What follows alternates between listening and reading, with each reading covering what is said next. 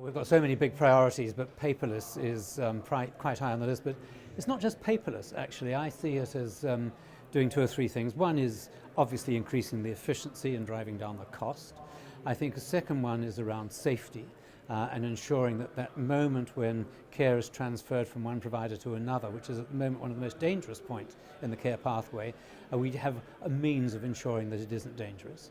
And then I think thirdly, trying to use not just paperless as the example, but trying to understand that we can use digital transformation of the NHS across so many other areas at the same time, empowering patients, for example. I think one of the things we've got to do is to try to bring digitization to bear on what is essentially a cottage industry around the world. This is not just a criticism of the NHS.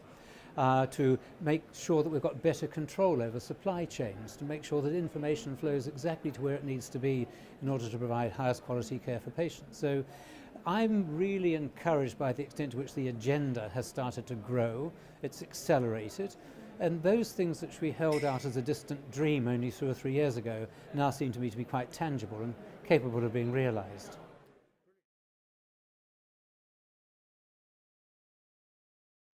Five-year forward view has actually given us a framework within which to work. It's not a plan, it's not a strategy, but it's very clear about three things. One is how do we get really serious about prevention, and I think technology's got a huge part to play in that, and looking at some of the stands here at Expo, I've seen where we can actually make a difference. Around safer care, higher quality care, and around bringing down cost. We've got to, I think, take advantage of the austerity through which the NHS is going at the moment to drive out value for every pound that we invest and to deploy world-class, world-leading technology to get us there.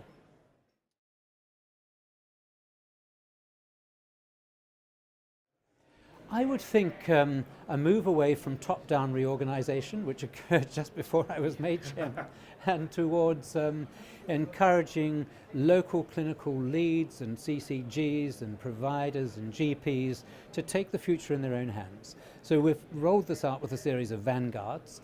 We're breaking down, we hope, the silos between primary care, secondary care, tertiary care, mental health, physical health, social care, into a model that's better packaged around the patient, around the citizen. And the next step in this is our sustainability and transformation planning, which will be a move towards a place-based model of planning and funding, which will try to crystallise what we've been doing with the vanguards, but across the rest of England.